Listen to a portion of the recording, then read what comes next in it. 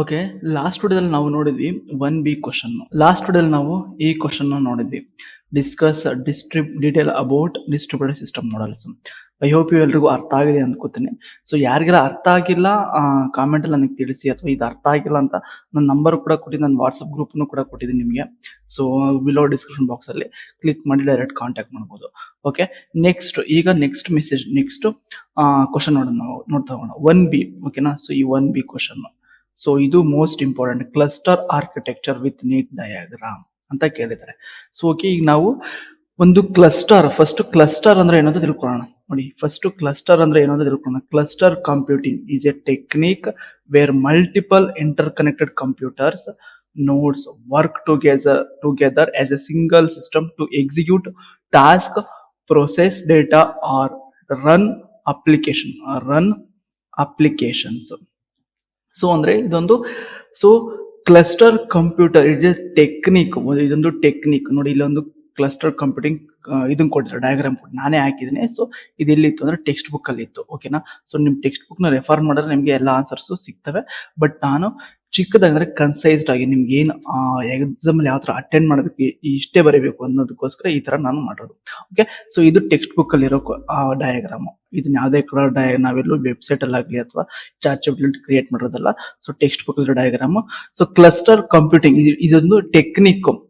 So ಎಲ್ಲಿ ಎಲ್ಲಾ multiple computers inter connect ಆಗಿರ್ತವೆ, ಒಂದಕ್ಕೊಂದು ಅಟ್ಯಾಚ್ಡ್ ಆಗಿ ಕನೆಕ್ಟ್ ಆಗಿರ್ತವೆ. ಕಂಪ್ಯೂಟರ್ ಅಂತನಾದ್ರೂ ನಾವು ಕರಿಬಹುದು, ಅಥವಾ ನೋಟ್ಸ್ ಅಂತನಾದ್ರೂ ನಾವು ಕರಿಬಹುದು. ಅದೇ ತರ work together as a single system. ನೀವು ಒಂದು ಕ್ಲೌಡ್ ಕಂಪ್ಯೂಟಿಂಗ್ ಅಂತ ಒಂದು ಬಿಗ್ ಡೇಟಾ ಸೆಂಟರ್ ಇದೆ ನಮ್ಮ ಇದರಲ್ಲೇ. ಸೊ ಅಲ್ಲಿ ನೀವು ಹೋಗಿ ನೋಡ್ತಾ ಹೋಗ್ಬೋದು. ಒಂದು ಕಂಪ್ಯೂಟರ್ ಇರುತ್ತೆ, ಓಕೆನಾ. ಒಂದೇ ಒಂದು ಕಂಪ್ಯೂಟರ್ ಇರುತ್ತೆ, ಅದು ಆಸ್ ಎ ಅಡ್ಮಿನ್ ಆಗಿ ಕೆಲಸ ಮಾಡ್ತಾ ಇರುತ್ತೆ ಬೇರೆ ಕನೆಕ್ಟ್ ಆಗಿರೋ ಸಿಸ್ಟಮ್ಸ್ಗೆ. ಫಾರ್ ಎಕ್ಸಾಂಪಲ್, ನೀವು ವ್ಯಾನು ಕೇಳಿರ್ಬೋದು. ಸೊ ಲ್ಯಾನ್ ಕನೆಕ್ಟ್ ಮಾಡಾದ್ಮೇಲೆ ಎಲ್ಲೋ ಮೈನ್ ಸ್ವಿಚ್ ಆಗಿರುತ್ತೆ, ಸ್ವಿಚ್ ಹತ್ರ. ಆ ಸ್ವಿಚ್ ಕನೆಕ್ಟ್ ಮಾಡಿದ ತಕ್ಷಣ ಎಲ್ಲಾ ಸಿಸ್ಟಮ್ಗಳು ಇಂಟರ್ನೆಟ್ ಕನೆಕ್ಟ್ ಆಗಿ ವರ್ಕ್ ಆಗ್ತಿರುತ್ತೆ. ಅದೇ ತರ. ಸೊ ಅದು ಬೇಸಿಕ್ ಎಕ್ಸಾಂಪಲ್. ನೋಡಿ, ಅದಕ್ಕೆ ಎಕ್ಸಾಂಪಲ್ ಕೂಡ ನಿಮಗೆ ತೋರಿಸ್ಬಿಡ್ತೀನಿ. ಕ್ಲಸ್ಟರ್ ಕಂಪ್ಯೂಟಿಂಗ್ ಅಂದ್ರೆ, ಓಕೆ. ಸೊ ನೋಡಿ, ಸೊ ಕ್ಲಸ್ಟರ್ ಕಂಪ್ಯೂಟಿಂಗ್ ಅಂದ್ರೆ it is a technique where ಎಲ್ಲಾ ಮಲ್ಟಿಪಲ್ ಇಂಟರ್ ಕನೆಕ್ಟೆಡ್ ಕಂಪ್ಯೂಟರ್ಸ್ ಅಥವಾ nodes work together as a single system to execute task. ಒಂದು ಸ್ಪೆಸಿಫಿಕ್ ಟಾಸ್ಕ್ ಆಗಿರ್ಬೋದು, ಅಥವಾ ಪ್ರೊಸೆಸ್ಡ್ ಡೇಟಾ ಆದ್ರೂ ಆಗಿರ್ಬೋದು, ಅಥವಾ ಒಂದು ರನ್ ಅಪ್ಲಿಕೇಶನ್. ನಾನೀಗ ಮಾಡ್ತಾ ಇರೋ ಒಂದು ವಿಡಿಯೋ ಆಗ್ಲಿ, ಅಥವಾ ಒಂದೇನೋ ನಿಮ್ಮ ಓಪನ್ ಮಾಡಿರೋ ಈ PDF ಏನಿದೆ, ಇಲ್ಲಿ ಕಾಣಿಸಿದೆಲ್ಲ ಈ PDF ಏನಿದೆ, ಇದನ್ನ ಓಪನ್ ಮಾಡಿರೋ ಒಂದು ಅಪ್ಲಿಕೇಶನ್ ರನ್ ಆಗೋದಕ್ಕೆ ಕನೆಕ್ಟ್ ಆಗಿರೋ ಎಲ್ಲಾ ಸಿಸ್ಟಮ್ ನಾವೇನಂತ ಕರಿತೀವಿ, ಕ್ಲಸ್ಟರ್ ಕಂಪ್ಯೂಟಿಂಗ್ ಅಂತ ಕರಿತೀವಿ. Next, it also provide users with transparent system that appears as virtual machine also. So for example, ಈಗ ನಾನೊಂದೇನೋ ವರ್ಕ್ ಮಾಡ್ತಾ ಇದ್ದೀನಿ, ನಾನು ಈ ಸಿಸ್ಟಮ್ ಅಲ್ಲಿ ಏನೋ ವರ್ಕ್ ಮಾಡ್ತಾ ಇದೇ ವರ್ಕ್ ಇನ್ನೊಂದು ಸಿಸ್ಟಮ್ ಅಲ್ಲಿ ಕೂಡ ಅಪಿಯರ್ ಆಗ್ತಿರೋದು. ಅಂದ್ರೆ ಟ್ರಾನ್ಸ್ಪರೆಂಟ್, ಯಾವ್ದು ಇನ್ನು ಹೈಡ್ ಮಾಡ್ತಾ ಇಲ್ಲ ಅಥವಾ ಏನೊಂದು ಮುಚ್ಚಿಡ್ತಾ ಇಲ್ಲ. ಸೊ ಏನು ಯೂಸರ್ ಯೂಸ್ ಮಾಡ್ತಾರೆ ಅದೇ ಪಕ್ಕ ಸಿಸ್ಟಮ್ ಅಲ್ಲಿ ಕೂಡ ಕಾಣಿಸಿರುತ್ತೆ. ಅದನ್ನೇ ಕ್ಲಸ್ಟರ್ ಕಂಪ್ಯೂಟಿಂಗ್ ಸಿಸ್ಟಮ್ ಅಂತ ಕರಿತೀವಿ. ಸೊ ಒಂದು ಕಾಲೇಜಲ್ಲಿ ಹೀಗೆ ವರ್ಕ್ಶಾಪ್ ಮಾಡಕ್ ಹೋಗಿದ್ದಾಗ, ಒಂದು ರಿಯಲ್ ವರ್ಲ್ಡ್ ಎಕ್ಸಾಂಪಲ್ ಹೇಳ್ಬಿಡ್ತೀನಿ. ಒಂದು ಕಾಲೇಜಲ್ಲಿ ವರ್ಕ್ಶಾಪ್ ಮಾಡಕ್ ಹೋಗಿದ್ದಾಗ ಏನಾಯ್ತು ಅಂದ್ರೆ, ಸೊ ನನಗದು ಹೊಸದು, ಯಾಕೆಂದ್ರೆ ನನಗೆ ಎಕ್ಸ್ಪೀರಿಯನ್ಸ್ ಹೊಸದು. ಅಲ್ಲಿ ಟ್ರಾನ್ಸ್ಪರೆಂಟ್ ಸಿಸ್ಟಮ್ ನನಗೂ ಐಡಿಯಾ ಇರಲಿಲ್ಲ. ಸೊ ಏನು ಅಂದ್ರೆ, ಒಂದು ಅಡ್ಮಿನ್ ಸಿಸ್ಟಮ್ ಇದೆ, ಒಂದು ಏನು ಸರ್ವರ್ ಸಿಸ್ಟಮ್ ಇದೆ. ಆ ಸರ್ವರ್ ಸಿಸ್ಟಮ್ ಕನೆಕ್ಟ್ ಆಗಿದೆ. ಯಾವ ಆಪರೇಟಿಂಗ್ ಸಿಸ್ಟಮ್ ಯೂಸ್ ಮಾಡ್ತಿದ್ರು ಅಲ್ಲಿ ಅಂದ್ರೆ ಲೈನಕ್ಸ್ ಆಪರೇಟಿಂಗ್ ಸಿಸ್ಟಮ್ ಯೂಸ್ ಮಾಡ್ತಾ ಇದ್ರು. ನಾನೇನಪ್ಪ ಇದು ಈ ತರ ಯೂಸ್ ಮಾಡ್ತಾ ಇದ್ದಾರೆ ಅವರು, ಇದ್ಯಾವ್ದು ಆಪರೇಟಿಂಗ್ ಸಿಸ್ಟಮ್, ನನ್ಗೆ ಐಡಿಯಾನೇ ಇಲ್ವಲ್ಲ ಅಂತ ಯೋಚನೆ ಮಾಡಿದೆ. ಏನು ಅಂದ್ರೆ, ಒಬ್ರು ಏನು ಪ್ರೋಗ್ರಾಮ್ ನ ಟೈಪ್ ಮಾಡಿದ್ರೆ, ಸೊ ಒಂದೇ ಇಂಟರ್ಫೇಸ್. ಪ್ರೋಗ್ರಾಮ್ ಅಂದ್ರೆ ಡಿಫ್ರೆಂಟ್ ಇರುತ್ತೆ ಅಷ್ಟೇ. ಸೊ ಒಂದೇ ಇಂಟರ್ಫೇಸ್, ಏನ್ ಟೈಪ್ ಮಾಡ್ತಾ ಇದ್ರೆ ಅದು ಪಕ್ಕದಲ್ಲಿ ಕಾಣಿಸ್ತಾ ಇರುತ್ತೆ. ಆ ತರ ಟೈಪ್ ಮಾಡ್ತಾ ಇದ್ರು. ಅವಾಗ ಗೊತ್ತಾಯ್ತು ಟ್ರಾನ್ಸ್ಪರೆಂಟ್ ಸಿಸ್ಟಮ್ ಅಂತ. ಅವಾಗ ರಿಸರ್ಚ್ ಮಾಡಿ ತಿಳ್ಕೊಂಡಿದ್ದ ಗೊತ್ತಾಯ್ತು. ಸೊ ಟ್ರಾನ್ಸ್ಪರೆಂಟ್ ಅಂದ್ರೆ, ಸೊ ಎಲ್ಲಾ ಸಿಸ್ಟಮ್ ಅಲ್ಲೂ ಒಂದು ಏನು ಸರ್ವರ್ ಸಿಸ್ಟಮ್ ಅಲ್ಲಿ ಟೈಪ್ ಮಾಡ್ತಾ ಇರ್ತಾರೆ, ಕೋಡನ್ನಾಗ್ಲಿ ಅಥವಾ ಏನ್ ಟಾಸ್ಕ್ ನಾಗ್ಲಿ ಏನನ್ನಾದ್ರೂ ಒಂದು ಟೈಪ್ ಮಾಡ್ತಾ ಇರಲಿ, ಏನಾದ್ರೂ ವರ್ಕ್ ಮಾಡ್ತಾ ಇರಲಿ, ಟಾಸ್ಕ್ ನ ಸ್ಪೆಸಿಫಿಕ್ ಟಾಸ್ಕ್ ಎಕ್ಸಿಕ್ಯೂಟ್ ಮಾಡ್ತಾ ಇರಲಿ, ಅಪ್ಲಿಕೇಶನ್ ರನ್ ಮಾಡ್ತಾ ಇರಲ್ಲ, ಅದೇನಾಗ್ತಿರುತ್ತೆ, ಸೊ ಟ್ರಾನ್ಸ್ಪರೆಂಟ್ ಆಗಿರುತ್ತೆ ಎಲ್ಲಾ ಸಿಸ್ಟಮ್ಗೂ. ಸೊ ಇದು ಕ್ಲಸ್ಟರ್ ಕಂಪ್ಯೂಟಿಂಗ್. ಇದು ಮೇನ್ ಆಗಿ ನೀವು ಬರೀಲೇಬೇಕು. ಏನಕ್ಕೆ ಬರೀಬೇಕು ಇದು ಕ್ವಶನ್ ಏನಂತ ಕೇಳಿದ್ರೆ, ಎಕ್ಸ್ಪ್ಲೈನ್ ಬೇಸಿಕ್ ಕ್ಲಸ್ಟರ್ ಆರ್ಕಿಟೆಕ್ಚರ್ ನ ಇಲ್ಲಿ ನಾವು ಡಿಫೈನ್ ಮಾಡಬೇಕು. ಸೊ ಕ್ಲಸ್ಟರ್ ಅಂದ್ರೆ ಏನು ಅಂತ, ಕ್ಲಸ್ಟರ್ ಕಂಪ್ಯೂಟಿಂಗ್ ಅಂತ ಏನು ಅಂತ ಡಿಫೈನ್ ಮಾಡಬೇಕು. ಸೊ ಬರದ್ರೆ ಏನಾಗಲ್ಲ, ಬರೀಲೇಬೇಕಿದೆ ನೀವು ಆಕ್ಚುಲಿ. ನೆಕ್ಸ್ಟ್ ಇನ್ನೊಂದು ಫ್ಯೂಚರ್, ಕ್ಲಸ್ಟರ್ ಕಂಪ್ಯೂಟಿಂಗ್ ಫ್ಯೂಚರ್ಸ್ ಏನು. ಸೊ ನಾನು ಈಗ ಹೇಳಿದೆ ಟ್ರಾನ್ಸ್ಪರೆಂಟ್ ಸಿಸ್ಟಮ್ ಅಂತ, ಅದನ್ನ ಹೇಳಿದ್ರು ಟ್ರಾನ್ಸ್ಪರೆನ್ಸಿ. ಟ್ರಾನ್ಸ್ಪರೆನ್ಸಿ ಅಂದ್ರೆ ಏನು? Users C A single virtual system instead of multiple notes. So ಏನು ಅಂದ್ರೆ ಪ್ರತಿಯೊಂದು ಸಿಸ್ಟಮ್ ಅಥವಾ ಪ್ರತಿಯೊಂದು ಕಂಪ್ಯೂಟರ್ನು ಹೋಗಿ ನೋಡೋ ಬದಲಿಗೆ ಒಂದೇ ವರ್ಚುವಲ್ ಸಿಸ್ಟಮ್ ಅಲ್ಲಿ ಎಲ್ಲಾ ಕಾಣಿಸುತ್ತೆ. ಏನ್ ವರ್ಕ್ ಮಾಡ್ತಿರ್ತಾರೆ ಬೇರೆಯವರು ಅಂತ ಪ್ರತಿಯೊಬ್ಬರು ಹತ್ರ ಹೋಗಿ ಈ ಸಿಸ್ಟಮ್ ಏನ್ ವರ್ಕ್ ಆಗ್ತಿದೆ, ಈ ಸಿಸ್ಟಮ್ ಏನ್ ವರ್ಕ್ ಆಗ್ತಿದೆ ಅಂತ ನೋಡೋ ಬದಲಿಗೆ ಒಂದು ವರ್ಚುವಲ್ ಸಿಸ್ಟಮ್ ಅಲ್ಲಿ ಎಲ್ಲಾ ಕಾಣಿಸ್ತಿರುತ್ತೆ. ಅದನ್ನೇ ಟ್ರಾನ್ಸ್ಪರೆನ್ಸಿ ಅಂತ ಇಲ್ಲಿ ಹೇಳಿದ್ರು. Next, reliability. Failure of one node does not affect the entire system. So ಈ ಐ ಇದನ್ನ ನೀವು ಕೇಳಿರ್ತಾರ ಅನ್ಕೋತೀನಿ. ಎಲ್ಲಿ ಅಂದ್ರೆ ಕಂಪ್ಯೂಟರ್ ನೆಟ್ವರ್ಕ್ ಅಲ್ಲಿ ಏನಿಲ್ಲ, ರಿಲಯಬಿಲಿಟಿ ಅಂದ್ರೆ ವಿತೌಟ್ ಎರರ್ಸ್ ಅಂತ ಫಸ್ಟ್ ತಿಳ್ಕೊಂಡ್ಬಿಟ್ಟು ಟ್ರಾನ್ಸ್ಪರೆನ್ಸ್ ಅಂದ್ರೆ ಏನು. ಸೊ ಇಟ್ ಈಸ್ ಎ ಇದು ಹೈಡ್ ಅಂಡ್ ಏನು ಹೈಡ್ ಮಾಡಲ್ಲ, ಜಸ್ಟ್ ನಿಮ್ಮ ಮುಂದೆ ಇಡ್ತಾರೆ, ಅದನ್ನ ಟ್ರಾನ್ಸ್ಪರೆನ್ಸಿ ಅಂತ ಕರಿತೀವಿ. ಫಸ್ಟ್ ಬೇಸಿಕ್ ತಿಳ್ಕೊಂಬಿಡಿ, ಈ ವರ್ಡ್ಗಳೇನಂದ್ರೆ ಏನೋ ತಿಳ್ಕೊಂಬಿಡಿ. ಅದನ್ನ ರಿಲಯಬಿಲಿಟಿ ಅಂದ್ರೆ ವಿತೌಟ್ ಎರರ್ಸ್ ಅಂತ. ಓಕೆ, ವಿತೌಟ್ ಎರರ್ಸ್ ಅಂತ. ಸೊ ಇದಂದ್ರೆ ಏನು? Failures of one node does not affect the entire system. So ಏನು, ಒಂದು ಕಂಪ್ಯೂಟರ್ ಸಿಸ್ಟಮ್ಗೆ ಏನಾದರೂ ಫೇಲ್ ಆಯಿತು ಅಂದ್ರೆ, ಈಗ ಫಾರ್ ಎಕ್ಸಾಂಪಲ್ ನಾನು ಕನೆಕ್ಟ್ ಮಾಡ್ಕೊಂಡಿದ್ದೀನಿ ಒಂದು 4-5 ಸಿಸ್ಟಮ್ನ, ಓಕೆನಾ. ಸೊ ನನ್ನ ಸಿಸ್ಟಮ್ ಏನೋ ಆಯಿತು, ಈ ಸಿಸ್ಟಮ್ ಏನೋ ಆಯಿತು, ವರ್ಕ್ ಆಗದೆ ಸುಮ್ಮನೆ ಸ್ಟಾಪ್ ಆಯಿತು. ಅವಾಗ ನನ್ನ ಜೊತೆ ಕನೆಕ್ಟ್ ಆಗಿರೋ ಎಲ್ಲ ಸಿಸ್ಟಮ್ಗಳು ಅವಾಗ ಏನು ಫೇಲ್ ಏನಾಗಿಲ್ಲ, ಅವು ವರ್ಕ್ ಆಗ್ತಾ ಇರ್ತವೆ. ಅದನ್ನೇ ಹೇಳಿರೋದು. ಆ ಸಿಸ್ಟಮ್ಗೆ ಏನು ಅಫೆಕ್ಟ್ ಆಗೋದಿಲ್ಲ, ಏನು ಯಾವುದೇ ಥರದ ತೊಂದರೆ ಆಗೋದಿಲ್ಲ, ಅವು ವರ್ಕ್ ಆಗ್ತಾ ಇರುತ್ತೆ. ಅದನ್ನೇ ರಿಲಯಬಿಲಿಟಿ. ಸೊ ಇದನ್ನ ಐ ಹೋಪ್ ನೀವು 4th ಸೆಮ್ ಅಲ್ಲಿ ಕೇಳಿರ್ತಾರೆ ಅನ್ಕೋತೀನಿ. ಯಾವ್ದಾರಲ್ಲಿ ಕಂಪ್ಯೂಟರ್ ಒಂದು ನೋಡ್ ಕನೆಕ್ಟೆಡ್ ಆಗಿರೋ ನೋಡ್ಗಳಲ್ಲಿ ಒಂದೇನಾದ್ರು ನೋಡು ಡ್ಯಾಮೇಜ್ ಆಯ್ತು ಅಂದ್ರೆ ಬೇರೆ ನೋಡ್ಗಳು ಟೊಪೋಲಜೀಸ್ ಅಲ್ಲಿ ಕೇಳಿರ್ತಾರೆ ಇದನ್ನ, ಓಕೆನಾ. ಸೊ ಅದು ಬೇರೆ ಸಿಸ್ಟಮ್ಗೆ ಅಫೆಕ್ಟ್ ಆಗೋದಿಲ್ಲ. ಅದೇ ತರ ಇಲ್ಲಿ ರಿಲಯಬಿಲಿಟಿ ಅಂದ್ರೆ, ಸೊ ಒಂದು ಏನಾದ್ರು ಸಿಸ್ಟಮಿಗೆ ಡ್ಯಾಮೇಜ್ ಆಯ್ತು, ಅದು ಫೇಲ್ ಏನಾದ್ರು ಆಯ್ತು ಅಂದ್ರೆ ಅದು ಬೇರೆ ಸಿಸ್ಟಮ್ಗೆ ಏನು ಅಫೆಕ್ಟ್ ಆಗೋದಿಲ್ಲ. Next, scalability. Notes can be added or removed easily. So ಈಗ ನಾವೇನಾದ್ರೂ ಈ ಸಿಸ್ಟಮ್ಗೆ ನಮಗೆ ಒಂದು 5 ಸಿಸ್ಟಮ್ ಇದೆ, ಅದಕ್ಕಿಂತ ಜಾಸ್ತಿ ನಾವು ಈಗ ಜಾಸ್ತಿ ಮಾಡ್ಕೋಬೇಕು, ಒಂದು 7 ಸಿಸ್ಟಮ್ ಬೇಕು ಅಂದ್ರೆ ಇನ್ನೆರಡು ಸಿಸ್ಟಮ್ ಕನೆಕ್ಟ್ ಮಾಡ್ಕೋಬಹುದು ನಾವು. ಅದನ್ನೇ ಹೇಳೋದು. ನೋಡ್ಸ್ ಅಂದ್ರೆ ಕಂಪ್ಯೂಟರ್ನ ಕ್ಯಾನ್ ಬಿ ಆ್ಯಡ್ ಮಾಡ್ಬೋದು, ಅಥವಾ ಬೇಡ ಅಂದ್ರೆ ರಿಮೂವ್ ಕೂಡ ಮಾಡ್ಬೋದು. ಈಗ ನನಗೆ ಜಸ್ಟ್ ನನಗೆ ನೀಡಿರೋದೇ ಬರೀ 5 ಸಿಸ್ಟಮ್ ಅಂದ್ಕೊಳ್ಳಿ. ಸೊ ನೀನು ರಿಮೈನಿಂಗ್ 2 ಸಿಸ್ಟಮ್ನ ರಿಮೂವ್ ಮಾಡಬಹುದು, ಅಂದ್ರೆ ಈಸಿಯಾಗಿ ನಾವು ತೆಗ್ದಾಕ್ಬಹುದು. ಅದನ್ನೇ ಇಲ್ಲಿ ಹೇಳಿರೋದು. ಫಸ್ಟ್, ಸ್ಕೇಲೆಬಿಲಿಟಿ ಅಂದ್ರೆ nodes can be added or removed, ಅಂದ್ರೆ computer can be added or easily removed, ಓಕೆನಾ. Next, performance. ಸೊ ಇನ್ನೊಂದು ಮೇನ್ ಫೀಚರ್ ಇದ್ರೆ ಏನಂದ್ರೆ performance. Parallel task execution improves overall speed. So ಪ್ರತಿಯೊಂದು ಏನಾಗ್ತಿರುತ್ತೆ, ಈಗ ಏನೋ ಒಂದು ಅಪ್ಲಿಕೇಶನ್ ವರ್ಕ್ ಆಗ್ತಿರುತ್ತೆ, ಮತ್ತೆ ಏನೋ ಒಂದು ಟಾಸ್ಕ್ ಪರ್ಫಾರ್ಮ್ ಆಗ್ತಿರುತ್ತೆ, ಏನೋ ಒಂದು ಕೋಡ್ ರನ್ ಆಗ್ತಿರುತ್ತೆ, ಪ್ಯಾರಲ್ ಆಗಿ ಎಲ್ಲ ಆಗ್ತಿರುತ್ತೆ. ಇದ್ರ ಪರ್ಫಾರ್ಮೆನ್ಸ್ ಏನಾಗುತ್ತೆ, ಹೈ ಇರುತ್ತೆ. ಯಾವಾಗಲೇ ಆಗಲಿ ನಮ್ಮ ಕಂಪ್ಯೂಟರ್ ಸಿಸ್ಟಮ್ ಪರ್ಫಾರ್ಮೆನ್ಸ್ ಯಾವಾಗಲೇ ಹೈ ಇರುತ್ತೆ. ಎಲ್ಲ ಟಾಸ್ಕ್ನು ಅಟ್ ಎ ಟೈಮ್ ಮಾಡೋಷ್ಟು ಕೆಪಾಸಿಟಿ ನಮ್ಮ ಕಂಪ್ಯೂಟರ್ಗಳು, ನಮ್ಮ ಕ್ಲಸ್ಟರಿಂಗ್ ಸಿಸ್ಟಮ್ಸ್ ವರ್ಕ್ ಆಗ್ತಾ ಇರುತ್ತೆ. ಇದನ್ನ ಎಲ್ಲಿ ಜಾಸ್ತಿ ಯೂಸ್ ಮಾಡ್ತಾರೆ ಅಂದ್ರೆ ಕಾಲೇಜ್ಗಳಲ್ಲಿ, ಪ್ರತಿಯೊಬ್ಬ ಸ್ಟೂಡೆಂಟ್ ಕೂಡ ಯೂಸ್ ಮಾಡ್ಬೇಕಲ್ಲ ಇದನ್ನ, ಅದಕ್ಕೋಸ್ಕರ ಕಾಲೇಜಲ್ಲಿ ಇದನ್ನ ಯೂಸ್ ಮಾಡ್ತಾರೆ. Next, load balancing. Task are distributed across nodes to prevent overload. So for example, ನೀವು ಒಂದು ಏನು ಅಂದ್ರೆ ಒಂದು 50 ಜನ ಸ್ಟೂಡೆಂಟ್ಸ್ ಇರ್ತಾರೆ. ಒಂದೇ ಟಾಸ್ಕ್ನ ಏನು ಒಂದೇ ಟಾಸ್ಕ್ನ ಅಷ್ಟು 50 ಸ್ಟೂಡೆಂಟು ಅದೇ 50 ಸಿಸ್ಟಮ್ಗಳಲ್ಲಿ ಮಾಡ್ತಾ ಇದ್ರೆ, ಸೊ ಅಷ್ಟನ್ನು ಕೆಪಾಸಿಟಿನ ಅದು ಹ್ಯಾಂಡಲ್ ಮಾಡಬೇಕು ನಮ್ಮ ಕಂಪ್ಯೂಟರ್ಗಳು, ಅಂದ್ರೆ ಸರ್ವರ್ ಸಿಸ್ಟಮ್. ಸೊ ಅವಾಗ ಅದನ್ನ ಯಾವ ತರ ಯೂಸ್ ಮಾಡ್ತಾರೆ, ಲೋಡ್ ಬ್ಯಾಲೆನ್ಸಿಂಗ್ ಅಂತ ಒಂದು ಇದು ಬರುತ್ತೆ. ಅದನ್ನ ಎನೇಬಲ್ ಮಾಡ್ಕೊಂಡ್ರೆ ಸಾಕು, ಅಂದ್ರೆ ನಾವು ಇನ್ಸ್ಟಾಲ್ ಮಾಡ್ಕೊಂಡ್ರೆ ಸಾಕು. ಎಷ್ಟೇ ಕಂಪ್ಯೂಟರ್ ಕನೆಕ್ಟ್ ಆಗಿ ಸರ್ವರ್ ಸಿಸ್ಟಮ್ಗೆ ಎಷ್ಟೇ ಲೋಡ್ನ ಆ್ಯಡ್ ಮಾಡ್ತಾ ಹೋದ್ರು, ಅಂದ್ರೆ ಅಡಿಷನ್ ಮಾಡ್ತಾ ಹೋದ್ರು, ಅವಾಗ ಏನಾಗುತ್ತೆ, ಲೋಡ್ ಬ್ಯಾಲೆನ್ಸ್ ಆಗ್ತಾ ಇರುತ್ತೆ. ಫಾರ್ ಎಕ್ಸಾಂಪಲ್, ನೀವು VTUದಲ್ಲಿ ನೀವು ನೋಡಿರ್ಬೋದು, ನಿಮ್ ರಿಸಲ್ಟ್ನ ಬೇಗ ನೋಡ್ಬೋದು. ಅದೇ ತರ ಕೆಲವೊಂದು ವೆಬ್ಸೈಟ್ ಇರ್ತವೆ. ಈಗ ಏನಾದ್ರು ಸೊ ಅಟ್ ಎ ಟೈಮ್ ಒಂದು 100 ಜನ ಅದು ವೆಬ್ಸೈಟ್ಗೆ ವಿಸಿಟ್ ಆಗಿದ ತಕ್ಷಣ ಅದೇನಾಗುತ್ತೆ, ಸ್ಟ್ರಕ್ ಆಗುತ್ತೆ, ಅಂದ್ರೆ ಸ್ಟಾಪ್ ಆಗುತ್ತೆ. ಫಾರ್ ಎಕ್ಸಾಂಪಲ್, ಇವತ್ತು ರಿಸಲ್ಟ್ ಬಿಡ್ರು KA ದವರು. ಸೊ 1,000 ಇಲ್ಲ ಒಂದು 10,000 ಜನ, ಇಷ್ಟು 3 ಲಕ್ಷ ಸ್ಟೂಡೆಂಟ್ಸ್ ಜನ ಏನ್ ಮಾಡಿದ್ರು, CET ಎಕ್ಸಾಮ್ ಬರೆದ್ರು. ಬಟ್ ಅದು 10,000 ಆಗಿದ ತಕ್ಷಣ ದಿಸ್ ಸರ್ವಿಸ್ ಅನ್ಅವೈಲಬಲ್ ಅಂತ ಬಂತು. ಯಾಕೆ ಅಂದ್ರೆ ಅವ್ರು ಲೋಡ್ ಬ್ಯಾಲೆನ್ಸ್ ನ ಯೂಸ್ ಮಾಡ್ತಿಲ್ಲ, ಓಕೆನಾ. ಬೆಸ್ಟ್ ಎಕ್ಸಾಂಪಲ್ ನಿಮ್ಗೆ ನೋಡಿ, KA ಬೆಸ್ಟ್ ಎಕ್ಸಾಂಪಲ್ ನಿಮ್ಗೆ ತೋರಿಸ್ಬಿಡ್ತೀನಿ ಅದನ್ನು ಕೂಡ ನೋಡಿ. ಈ ವೆಬ್ಸೈಟ್ಗೆ ಏನಾದ್ರು ನಾವು ಇವತ್ತು ಈಗ ಓಪನ್ ಆಗಿದೆ ನೋಡಿ, ಯಾರು ಚೆಕ್ ಮಾಡ್ತಾರೆ, ಬೆಳಗಿಂದ ಚೆಕ್ ಮಾಡ್ತಿರ್ತಾರೆ. ಸೊ ಈಗ ರಿಸಲ್ಟ್ ನ ಚೆಕ್ ಮಾಡ್ಬೇಕಂದ್ರೆ ಹಿಂಗ್ ಕ್ಲಿಕ್ ಮಾಡಿದ ತಕ್ಷಣ ಇಲ್ಲೇ ತೋರಿಸುತ್ತೆ ಓಕೆನಾ. ಸೊ ಈಗ ತೋರಿಸ್ತಾ ಇದೆ. ಸೊ ಬೆಳಗ್ಗೆ ಇದೇ ರಿಸಲ್ಟ್ ನ ಬೆಳಗ್ಗೆ ಏನಾದ್ರು ನಾವು ಓಪನ್ ಮಾಡಿದ್ರೆ this services does not available ಅಂತ ಬರ್ತಿತ್ತು. ಅದೇ ಇಲ್ಲಿ ಇರೋದು. ಓಕೆನಾ.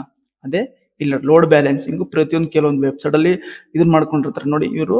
ಸೊ ಇದನ್ನ ಯಾರು ಬೇಸಿಕ್ ಇದು ಬೇಸಿಕ್ ಇಂಥದನ್ನ ಯಾರು ಯೂಸ್ ಮಾಡ್ತಾರೆ ಲೋಡ್ ಬ್ಯಾಲೆನ್ಸಿಂಗ್ ಜಾಸ್ತಿ ಅಂದ್ರೆ ಅಮೆಝಾನ್, ಫ್ಲಿಪ್ಕಾರ್ಟ್, ಮೀಶೋ ಈ ತರ ದೊಡ್ಡ ದೊಡ್ಡ ಕಂಪನಿಗಳು ಯೂಸ್ ಮಾಡ್ತವೆ. ಯಾಕೆಂದ್ರೆ ಅವ್ರಿಗೆ ಯೂಸರ್ಸ್ ಜಾಸ್ತಿ ಇರ್ತಾರೆ, ಆ ಲೋಡ್ ಬ್ಯಾಲೆನ್ಸ್ ಇದು ಮಾಡ್ತಾರೆ, ಹ್ಯಾಂಡಲ್ ಮಾಡಬೇಕು. ಅದಕ್ಕೋಸ್ಕರ ನಮ್ಮ ಗೂಗಲ್ ಕೂಡ ಜಾಸ್ತಿ ಲೋಡ್ ಬ್ಯಾಲೆನ್ಸ್ ಯೂಸ್ ಮಾಡ್ತಾರೆ. ನೆಕ್ಸ್ಟ್ ಇದಿಷ್ಟು ಫ್ಯೂಚರ್ಸ್ ಆಯ್ತು. ಸೊ ಈ 5 ಫ್ಯೂಚರ್ಸ್ ನೀವು ಬರೀಲೇಬೇಕು. ಓಕೆ, 5 ಮಾರ್ಕ್ಸಿಗೆ ಇದು ಬರೀಲೇಬೇಕು. ನೆಕ್ಸ್ಟ್ ಕ್ಲಸ್ಟರ್ ಕಂಪ್ಯೂಟಿಂಗ್ ಆರ್ಕಿಟೆಕ್ಚರ್, ಇಲ್ಲೇನ್ ಡಯಾಗ್ರಾಮ್ ಇದೆಯಲ್ಲ ಅದನ್ನ ಇಲ್ಲಿ ಎಕ್ಸ್ಪ್ಲೇನ್ ಮಾಡಿರೋದು. ಸೊ ಕ್ಲಸ್ಟರ್ ಸಿಸ್ಟಮ್ ಆರ್ಕಿಟೆಕ್ಚರ್ ಯಾವ ತರ ಇರುತ್ತೆ ನೋಡಿ. ಫಸ್ಟ್ ನೋಡ್ ಅಂದ್ರೆ ಇದೇನು ಅಲ್ಲ, ಕಂಪ್ಯೂಟರ್. ಯಾವಾಗಲೇ ನೀವು ನೋಡ್ ಅಂತ ಕೇಳಿರ್ತಾರ, ಇದೊಂದು ಕಂಪ್ಯೂಟರ್.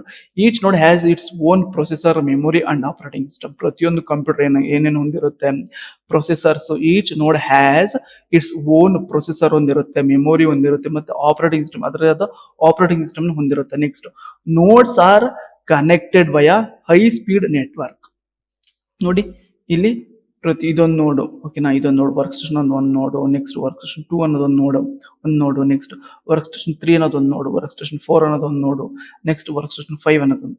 ಇವೆಲ್ಲ ನೋಡುಗಳು ವಿತೌಟ್ ಇದೇನು ಅಲ್ಲ, without is nothing but computers. ಓಕೆನಾ, ಕಂಪ್ಯೂಟರ್ ಅಂತ ತಿಳ್ಕೊಂಬಿಡಿ. ನೋಡ್ ಅಂತ ಏನು ಬರೆಯೋ ಅವಶ್ಯಕತೆ ಇಲ್ಲ. ಸೊ ನಿಮ್ಗೆ ಎಕ್ಸಾಂಪಲ್ ಅಂತ ಬರೀಲೇಬೇಕು. ಯಾಕೆಂದ್ರೆ ಇಲ್ಲಿ ಕೇಳಿರದೆ ಟೆಕ್ಸ್ಟ್ ಬುಕ್ ಅಲ್ಲಿ ಕೇಳಿರೋದೇ ನೋಡು, ಅದನ್ನ ನಾನು ಬ್ರಾಕೆಟ್ ಅಲ್ಲಿ ಕಂಪ್ಯೂಟರ್ ಅಂತ ಹಾಕಿದ್ದೀನಿ. ಓಕೆನಾ, ಅದ್ರ ಬಗ್ಗೆ ನೀವು ವರಿ ಮಾಡಬೇಡಿ. ಸೊ ಕಂಪ್ಯೂಟರ್ ಅಂದ್ರೆ ನೋಡ್ ಅಂದ್ರೆ ವಿತೌಟ್ ಏನು ಅಲ್ಲ, ಅದು ಕಂಪ್ಯೂಟರ್. ನೋಡ್ ಅಂದ್ರೆ ಕಂಪ್ಯೂಟರ್ ಅಂತ ತಿಳ್ಕೊಂಬಿಡಿ.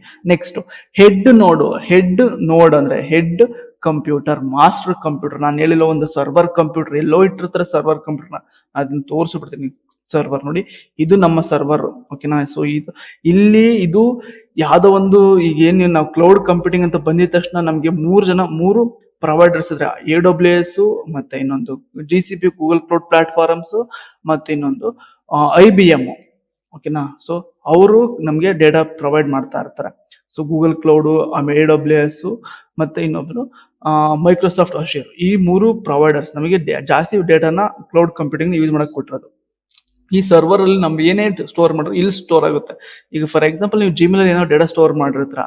ಸೊ ನಿಮ್ ಫೋನ್ ಅಲ್ಲಿ ಅದು ನಿಮ್ ಫೋನ್ ಲಾಸ್ಟ್ ಆಯ್ತು, ಬಟ್ ನಿಮ್ ಜಿಮೇಲ್ ಇದನ್ನ ರಿಕವರಿ ಮಾಡ್ಬೋದು ಗೊತ್ತಾ? ಅದೆಲ್ಲ ಎಲ್ಲಿ ಸ್ಟೋರ್ ಆಗಿರುತ್ತೆ? ಈ ಸರ್ವರ್ ಅಲ್ಲೇ ಸ್ಟೋರ್ ಆಗಿರುತ್ತೆ. ನೀವು ಯಾವ ಬೇಕಾದ್ರೂ ಲಾಗಿನ್ ಆಗಿ ನಿಮ್ ಡೇಟಾನ ರಿಕವರಿ ಮಾಡ್ಬೋದು. ಅದೇ ತರ AWS ಅಲ್ಲೂ ಮಾಡಬಹುದು, ಮತ್ತೆ ಮೈಕ್ರೋಸಾಫ್ಟ್ ಅಶ್ಯೂರ್ ಅಲ್ಲೂ ಮಾಡಬಹುದು. ಬಟ್ ಗೊತ್ತಿರಬೇಕು ನಿಮ್ಗೆ ಯಾವ ತರ ಇದನ್ನ ಮಾಡ್ಕೋಬೇಕು ಅಂತ. ಅದನ್ನೇ ಇಲ್ಲಿ ಹೇಳಿರೋದು. ಓಕೆನಾ, ಹೆಡ್ ನೋಡ್ ಅಲ್ಲಿ. ಸೊ ಅದು master notes. Next manage cluster operations. So cluster system ಅಂದ್ರೆ ನಿಮ್ಮ ಫೋನೇ ಒಂದು ಕ್ಲಸ್ಟರ್ ಸಿಸ್ಟಮ್ ಅಂದ್ಕೊಳ್ಳಿ. ನಿಮ್ ಫೋನ್ ಅಲ್ಲಿ ಏನೋ ಆಪರೇಷನ್ ಮಾಡ್ತಾ ಇರ್ತಾರ, ಆಯ್ತಾ? ಸೊ ಅದೇ ಏನೋ ಅನ್ನೆಸೆಸರಿ ಏನೋ ಆಯ್ತು, ಏನೋ ಒಂದು ಹೊಡೆದೋಯ್ತು, ಡ್ಯಾಮೇಜ್ ಆಯ್ತು ಫೋನ್, ಇಲ್ಲ ಏನೋ ಕಳೆದೋಯ್ತು. ಸೊ ನಿಮ್ ಜಿಮೇಲ್ ಗೊತ್ತಿರುತ್ತಲ್ವಾ, ನಿಮ್ ಜಿಮೇಲ್ ಮುಖಾಂತರ ಅದನ್ನ ರಿಕವರಿ ಮಾಡಬಹುದಲ್ವಾ? ಅದೇ ತರ manage cluster operations. Next distribute the task to other nodes. So ಏನು ಅಂದ್ರೆ distribute the task to other nodes. ಪ್ರತಿಯೊಂದು ಬೇರೆ ಬೇರೆ ಕನೆಕ್ಟ್ ಆಗಿರೋ ನೋಡ್ಸ್ಗೆ, ಸ್ಲೇವ್ ನೋಡ್ಸ್ ಅಂದ್ರೆ ಅದರ ಅಡಿಯಾಳಲ್ಲಿ ಬರೋ ಕಂಪ್ಯೂಟರ್ಗಳಿಗೆ ಏನ್ ಮಾಡುತ್ತೆ, ಒಂದೊಂದು ಟಾಸ್ಕ್ ಕೂಡ ಹಂಚುತ್ತೆ, ಡಿಸ್ಟ್ರಿಬ್ಯೂಟ್ ಮಾಡುತ್ತೆ. ಡಿಸ್ಟ್ರಿಬ್ಯೂಟ್ ಮೀನ್ಸ್ ನಥಿಂಗ್ ಬಟ್ ಹಂಚುತ್ತೆ ಇದು. ಓಕೆನಾ. Next collects the result and monitor performance. ಏನ್ ಮಾಡುತ್ತೆ, ಬೇರೆ ಕನೆಕ್ಟ್ ಆಗಿರೋ ಸ್ಲೇವ್ ನೋಟ್ಸ್ ಇರುತ್ತಲ್ಲ, ಅದ್ರ ರಿಸಲ್ಟ್ ನ ಟಾಸ್ಕ್ ನ ಕೊಟ್ಟಿದ ತಕ್ಷಣ ಸೊ ಅದು ಟಾಸ್ಕ್ ಪರ್ಫಾರ್ಮ್ ಆಯ್ತಾ ಇಲ್ವಾ, ಏನ್ ಮಾಡ್ತಿದೆ ಅಂತ ಅದನ್ನ ರಿಸಲ್ಟ್ ನೋಡ್ಬೇಕು. ಮತ್ತೆ ಪರ್ಫಾರ್ಮೆನ್ಸ್ ಅದ್ ಯಾವ ತರ ಪರ್ಫಾರ್ಮ್ ಆಗ್ತಿದೆ ಅಂತ ಕಲೆಕ್ಟ್ ಮಾಡುತ್ತೆ ಹೆಡ್ ನೋಡು. ಫಾರ್ ಎಕ್ಸಾಂಪಲ್ ಈಗ ನಂದು ಮಾಸ್ಟರ್ ನೋಡ್ ಅಂದ್ಕೊಳ್ಳಿ. ಈಗ ಇದ್ರೊಳಗೆ ನಾನು ಇದು ಕನೆಕ್ಟ್ ಮಾಡಿರೋ 4 ಸಿಸ್ಟಮ್ ಕನೆಕ್ಟ್ ಮಾಡ್ಕೊಂಡಿರ್ತೀನಿ. ಸೊ ಈ ಪಕ್ಕಕ್ಕೂ ಏನೋ ಒಂದು ಕಂಪ್ಯೂಟರ್ ಟಾಸ್ಕ್ ಕೊಡ್ತೀನಿ, ಈ ಟಾಸ್ಕ್ ನೀನ್ ಮಾಡು, ಎಕ್ಸೆಲ್ ಓಪನ್ ಮಾಡ್ಕೊ, ಇದ್ರ ಡೇಟಾ ಎಂಟರ್ ಮಾಡು ಅಂತ ಕೊಟ್ಟಿರ್ತೀನಿ ಅಂದ್ಕೊಳ್ಳಿ. ಸೊ ಅವಾಗ ಎಂಟರ್ ಮಾಡ್ಲೇಬೇಕಲ್ವಾ ಅದು. ಅಂದ್ರೆ ಫಾರ್ ಎಕ್ಸಾಂಪಲ್ ನನ್ನ ಎಂಪ್ಲಾಯ್ ಅವರು ವರ್ಕ್ ಮಾಡ್ಲೇಬೇಕು, ಅದು ಟಾಸ್ಕ್. ಅದ್ರ ರಿಸಲ್ಟ್ ನಾನು ಈಗ ತಗೋಬೇಕು. ಮತ್ತೆ ಪರ್ಫಾರ್ಮೆನ್ಸ್ ನ ಅವ್ರು ಯಾವ ವರ್ಕ್ ಮಾಡ್ತಾ ಇದಾರೆ ಅಂತ ಪರ್ಫಾರ್ಮೆನ್ಸ್ ನನಗೆ ಗೊತ್ತಾಗಬೇಕು. ಅದೇ ಇಲ್ಲಿ ಅದು ನಥಿಂಗ್ ಬಟ್ ಹೆಡ್ ನೋಡು. ಸೊ ನಾನು ಹೆಡ್ ನೋಡು, ನನ್ನ ಜೊತೆಲಿ ಕೆಲಸ ಮಾಡೋರು, ಅಂದ್ರೆ ನನ್ನ ಜೊತೆ ಕೆಲಸ ಮಾಡೋರು ಅಥವಾ ನನ್ನ ಕೈ ಕೆಳಗೆ ಕೆಲಸ ಮಾಡೋರ್ನ ನಾವು ಸ್ಲೇವ್ ನೋಡ್ ಅಂತ ಕರಿತೀವಿ. ನೆಕ್ಸ್ಟ್ ಸೊ ಇದಿಷ್ಟು ಹೆಡ್ ನೋಡಲ್ಲಿ. ನೆಕ್ಸ್ಟ್ ಸ್ಲೇವ್ ನೋಡ್ ಅಂದ್ರೆ ಇದು ವಿತೌಟ್ ಮೀನ್ಸ್ ನಥಿಂಗ್, ಇದೇನು ಅಲ್ಲ. ಸೊ ಅಡಿಯಾಳು, ಕೆಲಸಗಾರರು, ವರ್ಕರ್ ನೋಡ್ ಅಂತ. ಓಕೆನಾ. ಸೊ ಸ್ಲೇವ್ ನೋಡ್ ಇದೆಯಾ, ವರ್ಕರ್ ನೋಡು. ಇದೇನ್ ಮಾಡುತ್ತೆ, execute the assigned task. So ನನ್ನ ಪಕ್ಕದಲ್ಲಿರೋ ಎಂಪ್ಲಾಯ್ಗೆ ನಾನೊಂದೇನೋ ಕೆಲಸ ಕೊಡ್ತೀನಿ, ಅವ್ರು ವರ್ಕ್ ಮಾಡ್ಲೇಬೇಕಲ್ವಾ. ಅದೇ ತರ ಕಂಪ್ಯೂಟರ್ ಒಂದು ಏನಾದ್ರು ನಾವು ಟಾಸ್ಕ್ ಕೊಟ್ರೆ ಸೊ ಅದ್ ಮಾಡ್ಲೇಬೇಕು. ಫಾರ್ ಎಕ್ಸಾಂಪಲ್ ನನ್ ಪಕ್ಕದಲ್ಲಿ ಕಂಪ್ಯೂಟರ್ ಇರೋದು ಏನೋ ಒಂದು ಏನೋ ಟಾಸ್ಕ್ ನ ಕೊಟ್ಟಿರ್ತೀನಿ, ಈ ಟಾಸ್ಕ್ ನ ಕೊಟ್ಟಿರ್ತೀನಿ. ಸೊ ಏನಂದ್ರೆ ಸೊ ಈ ಡೇಟಾನ ಮ್ಯಾನೇಜ್ ಮಾಡು, ನನ್ನ ಒಂಥರ ಡೇಟಾ ಇರುತ್ತೆ, ಈ ಡೇಟಾನ ಮ್ಯಾನೇಜ್ ಮಾಡು, ಇಲ್ಲ ಈ ಡೇಟಾಗೆ ನೀನೊಂದು ಕಾಲಿಸ್ಟ್ ತೆಗಿ ಅಂತ ಕೊಟ್ಟಿರ್ತೀನಿ. ಆ ಟಾಸ್ಕ್ ನ ಪರ್ಫಾರ್ಮ್ ಮಾಡ್ಲೇಬೇಕು. Next report back to the head node. ಇದೇನ್ ಮಾಡುತ್ತೆ, ಏನ್ ವರ್ಕ್ ಮಾಡಿರುತ್ತೆ ಸೊ ಏನ್ ಕೊಟ್ಟಿರೋ ಟಾಸ್ಕ್ ನ ಅಸೈನ್ ಮಾಡೋ ಟಾಸ್ಕ್ ನ ಅದು ರಿಪೋರ್ಟ್ ಮಾಡ್ಬೇಕು. ಈ ಕೆಲಸ ಆಗಿದೆ, ಈ ಕೆಲಸ ಇಷ್ಟು ಅಂತಿದೆ, ಈ ಕೆಲಸ ಇಷ್ಟ ಆಗ್ತಾ ಇದೆ ಅಂತ ರಿಪೋರ್ಟ್ ಮಾಡ್ಬೇಕು. ಇಲ್ಲಿಗೆ ಹೆಡ್ ನೋಡು, ಇದು ನೋಡಿ ಅಂದ್ರೆ ಮಾಸ್ಟರ್ ನೋಡ್ಗೆ ಏನ್ ಮಾಡ್ಬೇಕು, ಮಾಸ್ಟರ್ ಕಂಪ್ಯೂಟರ್ಗೆ ಇದು ಸ್ಲೇವ್ ನೋಡು ತಿಳಿಸ್ಬೇಕು. ಫಾರ್ ಎಕ್ಸಾಂಪಲ್ ಈಗ ಸೊ ನಿಮ್ಮ HODಗೆ ನಿಮ್ಮ ಫ್ಯಾಕಲ್ಟಿಗಳು ಹೇಳೋತರ ಏನೋ ಕೆಲಸ ಹೇಳಿರ್ತಾರೆ, ನೀವ್ ಹೇಳೋತರ, ಇಲ್ಲ ನೀವು ಸ್ಟೂಡೆಂಟ್ ಆಗಿರ್ತಾರೆ, ನೀವು ನಿಮ್ಮ ಮೇಡಮ್ ಅಂದ್ರೆ ನಿಮ್ಮ ಸರ್ಗಳಿಗೆ, ನಿಮ್ಮ ಫ್ಯಾಕಲ್ಟಿ, ನಿಮ್ಮ ಲೆಕ್ಚರರ್ಸ್ಗೆ ಏನಿಲ್ಲ ನೀವೇನೋ ಟಾಸ್ಕ್ ಕೊಟ್ಟಿರ್ತಾರೆ, ನಿಮ್ ರಿಪೋರ್ಟ್ ಮಾಡ್ಲೇಬೇಕಲ್ವಾ. ಆತರ next can perform computation in parallel. So computation ಅಂದ್ರೆ ಮ್ಯಾಥಮೆಟಿಕಲ್ ಆಪರೇಷನ್ಸ್, ಮ್ಯಾಥಮೆಟಿಕಲ್ ಜಾಸ್ತಿ ಬೇಗ ಕ್ಯಾಲ್ಕುಲೇಟ್ ಮಾಡ್ತಾ ಇರುತ್ತೆ. ಪರ್ಫಾರ್ಮ್ ಪ್ಯಾರಲಲ್ ಆಗಿ at a time, synchronous parallel ಆಗಿ ಇದು ಕಾಂಪಿಟೇಷನ್ ನ ಪರ್ಫಾರ್ಮ್ ಮಾಡ್ತಾ ಇರುತ್ತೆ. ನೆಕ್ಸ್ಟ್ 4ನೇದು ಕ್ಲಸ್ಟರ್ ಮಿಡಲ್ ವೇರ್ಸ್. ಓಕೆನಾ. ಸೊ ಕ್ಲಸ್ಟರ್ ಮಿಡಲ್ ವೇರ್ಸ್ ಅಂದ್ರೆ ಇವೇನು ಅಲ್ಲ, ಸಾಫ್ಟ್ವೇರ್. ಇದೆ ಒಂದು ಸಾಫ್ಟ್ವೇರ್ ಅಷ್ಟೇ. ಇದೊಂದು software that handle job scheduling, communications and resource management. ಇದನ್ನೆಲ್ಲಿ ಓದಿದ್ರಿ ಹೇಳಿ? ಇದನ್ನೆಲ್ಲೂ ನೀವು ಓದಿದ್ರೆ ಆಪರೇಟಿಂಗ್ ಸಿಸ್ಟಮ್ ಇದ್ರಲ್ಲಿ ನೀವು ಓದಿರ್ತೀರ. ಸೊ ಆಪರೇಟಿಂಗ್ ಸಿಸ್ಟಮ್ ಅಲ್ಲಿ ನೀವು ನೋಡಿರ್ಬೋದು. ಈಗ ನಾನು ಈ ಟಾಸ್ಕ್ ನ ಓಪನ್ ಮಾಡ್ಕೊಂಡು, ಇದೊಂದು ನನ್ನ ಆಪರೇಟಿಂಗ್ ಸಿಸ್ಟಮ್, ಇದೆ ಸಾಫ್ಟ್ವೇರ್. ಓಕೆನಾ. ಸೊ ಇದು ನಾನು ಈಗ ಟಾಸ್ಕ್ ಮಾಡ್ತಾ ಇರೋದು PDF ಓಪನ್ ಮಾಡೋ, PDF ವೀವರ್. ಓಕೆನಾ. ಸೊ ಇದೊಂದು ಟಾಸ್ಕ್, ಇದೊಂದು ಜಾಬ್ ಶೆಡ್ಯೂಲಿಂಗ್, ಮತ್ತೆ ಕಮ್ಯುನಿಕೇಟ್ ಆಗ್ತಾ ಇದೆ. ನಾನೇನು ಬರೀತಿದ್ದೀನಿ, ನಾನೇನು ಇದನ್ನ ಮಾಡ್ತಾ ಇದ್ದೀನಿ, ರಿಕ್ವೆಸ್ಟ್ ಮಾಡ್ತೀನಿ, ಅದೆಲ್ಲ ಇಲ್ಲಿ ಪ್ರೊಸೆಸ್ ಆಗ್ತಾ ಇದೆ ನೋಡಿ. ಸೊ ಅದೇ ಕಮ್ಯುನಿಕೇಶನ್. Next resource management. ಇದಕ್ಕೆ ಬೇಕಾಗಿರೋ ರಿಸೋರ್ಸ್. ಫಾರ್ ಎಕ್ಸಾಂಪಲ್ ಈಗ ನಿಮಗೆ ತೋರಿಸ್ ನೋಡಿ, ಮೆನು ಬಾರ್ ಸಾರಿ ಇಲ್ಲೇ ತೋರಿಸ್ಬಿಡ್ತೀನಿ ನಿಮಗೆ ಗೂಗಲ್ ಅಲ್ಲಿ ನೋಡಿ ಇದು ಎಷ್ಟು ತಗೊಂಡಿದೆ ಅಂತ. Cluster wait a second. Task manager ನೋಡಿ. ಇಲ್ಲಿ ರಿಸೋರ್ಸ್ ಮ್ಯಾನೇಜ್ಮೆಂಟ್ ಅಂದ್ರೆ ನೋಡಿ, ಈಗ ನಾನು ಒಂದು ಯಾವ್ದೋ ವೆಬ್ಸೈಟ್ ಓಪನ್ ಮಾಡಿದ್ನಲ್ವಾ, ಇಲ್ಲಿ ಕಾಣಿಸಿದೆ, ಇಲ್ಲಿ memory, foot print, process ID. I hope ಇವ್ ನಿಮ್ಗೆಲ್ಲ ತೋರಿಸಿರ್ತಾರಂತ ಅಂದ್ಕೋತೀನಿ. ಇಲ್ಲಿ ನೋಡಿಲ್ಲ, ಗೊತ್ತಿಲ್ಲ ತಿಳ್ಕೊಂಬಿಡಿ. ನೋಡಿ ಮೆಮೊರಿ ಇದು ರಿಸೋರ್ಸ್ ಎಷ್ಟು ಅಲೋಕೇಟ್ ಆಗಿದೆ, ಮತ್ತೆ CPU ಎಷ್ಟು ಅಲೋಕೇಟ್ ಮಾಡ್ಕೊಂಡಿದೆ, ನೆಟ್ವರ್ಕ್ ವರ್ಕ್ ಆಗ್ತಿದೆ, ಎಷ್ಟು ವರ್ಕ್ ಆಗ್ತಿದೆ ನೋಡಿ. ಇದಾದ ನೋಡಿ ಹ್ಯಾಂಡಲಿಂಗ್, ನಾನು ಯಾವ್ದು ವರ್ಕ್ ಮಾಡ್ತಿಲ್ಲ, ವೆಬ್ಸೈಟ್ ಇದನ್ನ ತೋರಿಸಿ, ಮೆಮೊರಿ ಎಷ್ಟು, CPU ಎಷ್ಟು ವರ್ಕ್ ಆಗ್ತಿದೆ, ನೆಟ್ವರ್ಕ್ ಎಷ್ಟು ಆಗ್ತಿದೆ, ಪ್ರೊಸೆಸ್ ID ಎಷ್ಟು. ಸೊ ಇದೆಲ್ಲ ಡೀಟೇಲ್ಸ್ ನ ರಿಸೋರ್ಸ್ ಕೂಡ ಇಲ್ಲಿ ತೋರಿಸುತ್ತೆ. ಸೊ ಎಷ್ಟು ವರ್ಕ್ ಆಗ್ತಿದೆ, ಎಷ್ಟು ಎಫಿಷಿಯಂಟ್ ಆಗಿ ವರ್ಕ್ ಆಗ್ತಿದೆ ಅಂತ ನೋಡ್ತಿರೋದೆ ಇಲ್ಲಿ resource management. Example MPI message passing interface, ನಾನು ಈಗ ತೋರಿಸಿದ್ನಲ್ಲ ಆತರ. ಓಪನ್ MPI ಇವೆಲ್ಲ ಈ ತರದವೆಲ್ಲ ಒಂದು ಇಂಟರ್ಫೇಸ್ ಎಕ್ಸಾಂಪಲ್ಸ್ ಅಷ್ಟೇ. Next inter connected network. Ensure high speed data transfer between notes. So ನಮ್ಗೆ ಈಗ ನಾವ್ ಯೂಸ್ ಈಗ ಎಲ್ಲಾರು ಯೂಸ್ ಮಾಡ್ತಿರೋದು ಒಂದಲ್ಲ ಒಂದು ಇಂಟರ್ನೆಟ್ ಯೂಸ್ ಮಾಡ್ತಾರೆ. ಲೈಕ್ ಏರ್ಟೆಲ್, ಐಡಿಯಾ, ಮತ್ತೆ ಜಿಯೋ, ಈ ತರ ಏನ್ ಯೂಸ್ ಮಾಡ್ತಾರಲ್ವಾ. ಸೊ ಇವು ಇಂಟರ್ನೆಟ್ ಪ್ರೊವೈಡರ್ಸ್. ಅದೇ ತರ ಕೆಲವರು ಇಂಟರ್ನೆಟ್ ಸರ್ವಿಸ್ ಪ್ರೊವೈಡರ್ಸ್ ಕೂಡ ಇರ್ತಾರೆ. ಅಂದ್ರೆ ನಮ್ಮ ಕಂಪ್ಯೂಟರ್ ಕನೆಕ್ಟ್ ಮಾಡೋದಕ್ಕೆ ಈ ತರದ ಯಾರು ವರ್ಕ್ ಆಗಲ್ಲ. ಜಿಯೋದಲ್ಲಿ ವರ್ಕ್ ಮಾಡ್ತಿರೋದು ಈಗ ಇತ್ತೀಚೆಗೆ ಬಂದಿರೋದ್ರಿಂದ, ಕೆಲವೊಂದು ಇಯರ್ ಬ್ಯಾಕ್ ಇಂದ ಬಂದಿರೋದ್ರಿಂದ. ಅದಕ್ಕಿಂತ ಮುಂಚೆ ರೈಲ್ ವೈರ್, ಮತ್ತೆ ಸೊ ಕೆಲವೊಂದು ಅಡ್ವಾನ್ಸ್ಡ್ ಅಂದ್ರೆ ಇನ್ನು ಬೆಳಿತಾರೋ ನೆಟ್ವರ್ಕ್ ಸರ್ವಿಸ್ ಪ್ರೊವೈಡರ್ಸ್ ಇದು. ಅವರೆಲ್ಲ ಯಾವ ತರ ಕನೆಕ್ಟ್ ಮಾಡಿದ್ರು, ಲ್ಯಾನ್ ಕೊಡೋರು ನಮ್ಗೆ. ಈ ತರ ನಮ್ಗೆ ವೈಫೈ ಎಲ್ಲ ಕನೆಕ್ಟ್ ಮಾಡ್ಕೊಳ್ಳೋ ಅವಾಗೆಲ್ಲ ಫೆಸಿಲಿಟಿ ಇರ್ತಿರ್ಲಿಲ್ಲ. ಲ್ಯಾನ್ ಕೊಡೋರು, ಲ್ಯಾನ್ ನಮ್ಮ ಸಿಸ್ಟಮ್ಗೆ ಚುಚ್ಕೋತೀವಲ್ಲ ನಾವು, ನಿಮ್ಗೆ ಗೊತ್ತೇ ಇಲ್ಲ ಕೆಲವ್ರಿಗೆ ಎಷ್ಟೋ ಜನ ಎಲ್ಲಿ ಚುಚ್ಕೋಬೇಕು ಅಂತ. ಸೊ ಅದನ್ನ ನೋಡಕ್ಕೆ ಹೋಗಿಲ್ಲ ನೀವು, ನಿಮ್ ಸಿಸ್ಟಮ್ ಅಲ್ಲಿ ಇರುತ್ತೆ, ನೋಡ್ಕೊಳ್ಳಿ. ಓಕೆನಾ. ಸೊ ಅದನ್ನ ಚುಚ್ಕೋಬೇಕು. ಚುಚ್ಕೊಂಡಿದ ತಕ್ಷಣ ಇಂಟರ್ನೆಟ್ ನಮಗೆ ಹೈ ಸ್ಪೀಡ್ ವರ್ಕ್ ಆಗ್ತದೆ. ಸೊ ಆಸ್ ಎ ವೈಫೈಗಿಂತ ಹೈ ಸ್ಪೀಡ್ ವರ್ಕ್ ಆಗ್ತಿರುತ್ತೆ. ಯಾಕೆಂದ್ರೆ ಇವಾಗ ನಮ್ಗೆ 5 Mbps ಏನೋ ಡೌನ್ಲೋಡ್ ಸ್ಪೀಡಿಂಗ್ ಇತ್ತು ಅಂದ್ರೆ ಅದು 10 Mbps ಇರುತ್ತೆ. ಫಾರ್ ಎಕ್ಸಾಂಪಲ್ ಇಲ್ಲಿ 10 Mbps 20 Mbps ಇರುತ್ತೆ. ಸೊ ವೈರಿಂದ ಕನೆಕ್ಟ್ ಆಗೋರು ಏನೇ ಡೇಟಾ ಆಗಲಿ ಸ್ಪೀಡ್ ಆಗಿ ವರ್ಕ್ ಆಗ್ತಾ ಇರುತ್ತೆ. ತಿಳ್ಕೊಂಬಿಡಿ ಇದೊಂದು. ನೆಕ್ಸ್ಟ್ ಇದು ಹೈ ಸ್ಪೀಡ್ ಡೇಟಾ ಟ್ರಾನ್ಸ್ಫರ್ ಆಗ್ತಾ ಇರುತ್ತೆ ಪ್ರತಿಯೊಂದು ಕಂಪ್ಯೂಟರ್. Next uses ಎಥರ್ನೆಟ್. ನಾನು ಹೇಳಿಲ್ವಾ ಎಥರ್ನೆಟ್ ಅಂದ್ರೆ ಅದೇ ವೈರ್ ಚುಚ್ಕೊಳ್ಳೋದು. ಎಥರ್ನೆಟ್ ಅಂದ್ರೆ ಇನ್ಫೈನ್ ಬ್ಯಾಂಡ್ ಅಂದ್ರೆ ಸೊ ಫಾರ್ ಎಕ್ಸಾಂಪಲ್ ನಿಮ್ಗೆ ತೋರ್ಸಕ್ಕಿಂತ ಇನ್ಫೈನ್ ಬ್ಯಾಂಡ್ ಅಂದ್ರೆ ಇದು ವೈಫೈ. ಒಂದು ನಿಮಿಷ ತೋರ್ಸಬಿಟ್ಟು ಅದನ್ನ ನೋಡಿ. ಇನ್ಫೈನ್ ಬ್ಯಾಂಡ್, ಇದು ಇನ್ಫೈನ್ ಬ್ಯಾಂಡ್ ಅಂದ್ರೆ ಸೊ ಈ ತರ ಕಾಣಿಸುತ್ತೆ. ಓಕೆನಾ. ಅಂದ್ರೆ ಈಗ ಈ ತರ ಚುಚ್ಕೊಳ್ಬಹುದು. ಈ ಸರ್ವರ್ ಗಳಿಗೆ ಇಲ್ಲಿ ಸ್ಟೋರೇಜ್ ಬರುತ್ತೆ ಇನ್ನೊಂದು. ಈಗ ಈ ತರ ಚುಚ್ಕೊಳ್ಳೋದು ಒಂದು ದೊಡ್ಡ ಸರ್ವರ್ ರೂಮ್ ಅಲ್ಲಿ ಈ ತರ ಚುಚ್ಕೊಳ್ಳೋದಕ್ಕೆ ಒಂದು ಬರುತ್ತೆ. ಅದನ್ನ ಡೈರೆಕ್ಟ್ ಆಗಿ ಇಲ್ಲಿ ಕನೆಕ್ಟ್ ಮಾಡಿದ್ರೆ ನಮ್ಮ ಸಿಸ್ಟಮ್ ಕನೆಕ್ಟ್ ಮಾಡಿದ್ರೆ ಎಷ್ಟು ಸ್ಪೀಡ್ ಅಂದ್ರೆ 100 Mbps ಹೊತ್ತೆ ಅಟ್ ಎ ಟೈಮ್ ಅಲ್ಲಿ ಬರುತ್ತೆ. ನೆಕ್ಸ್ಟ್ ಅದರ್ ಲೋ ಲಿಟೆನ್ಸಿ ನೆಟ್ವರ್ಕ್ಸ್ ಇದನ್ನ ಯೂಸ್ ಮಾಡುತ್ತೆ. ನೆಕ್ಸ್ಟ್ ಇನ್ನೊಂದು ಸ್ಟೋರೇಜ್ ಸಿಸ್ಟಮ್ ಆಲ್ ನಿಮ್ಗೆಲ್ರಿಗೂ ಗೊತ್ತಿರುತ್ತೆ. ನಮ್ಮ ಸಿಸ್ಟಮ್ ಅಲ್ಲಿ ಯೂಸ್ ಮಾಡೋದು ಹಾರ್ಡ್ ಡಿಸ್ಕ್.